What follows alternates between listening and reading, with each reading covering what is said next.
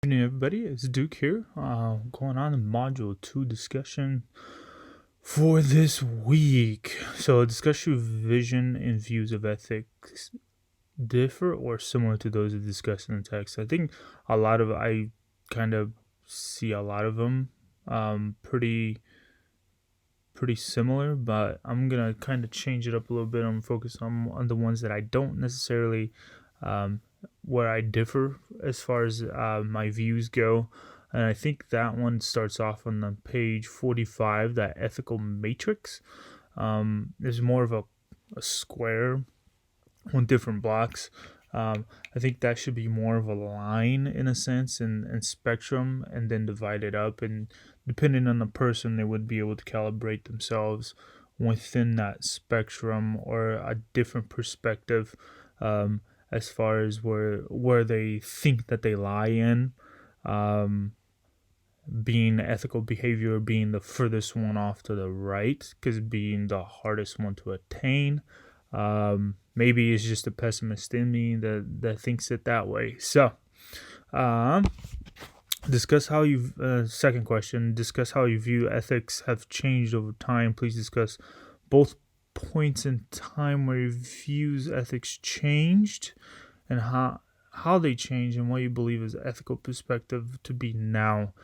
I think now that it's very, I'm at a career point where now I influence and kind of in a leadership position. My ethics kind of goes towards like utilitarianism, where it's like what is the best for the greater good versus like I don't know.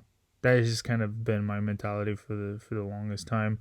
Back um, when I was only like working job to job, I think a lot of it was just like now more centristic to me, trying to get where I needed to be, trying to get the most money, so on and so forth. But now that I'm more in the middle management, higher leadership echelon of the military organization, I think a lot of that it has grown or progressed to that point where I'm looking out more for the people than I am for my own self. Uh, Based on the text, what are the most important ethical issues to be aware of in the workplace? Why is it important? And the implications, consequences of the issue. So that one goes in pretty deep as to which ones. Page 50 had a long list of them. I think personally all of them are very important to be aware of, especially if you are in a big organization like corporation, enterprise, whatever you want to call it, because that type of stuff does happen. And then the RP I did for this one, I did do a lot of examples of being that I've been in the military for 14, 15 years. It says it is. Um, it actually happened right off the bat when I first got into the military. There's a lot of things that I'm like, really? This stuff really happens here? So um, now it doesn't even surprise me, to be honest with you, but a lot of that happens. Um, Cheating, lying, deceit, you name it. I think the hardest one would be to try to, especially not the hardest one, but it would be one of those like the moral balance that definitely comes into a play with a lot of different mission sets that happen downrange for sure. Um, let's see here.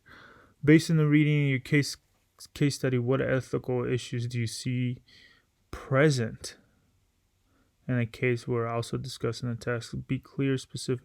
Okay, so on page 50, again going through that huge list, I think the five that came to mind right away was lying. The company was lying about the benefits, um, outweighing. There was a lot of benefits that were proposed, but not enough actual results out of it.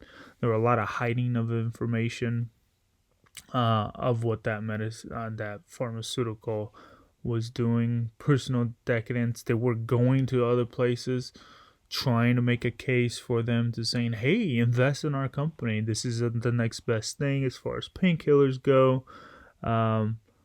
There were, what was the other one?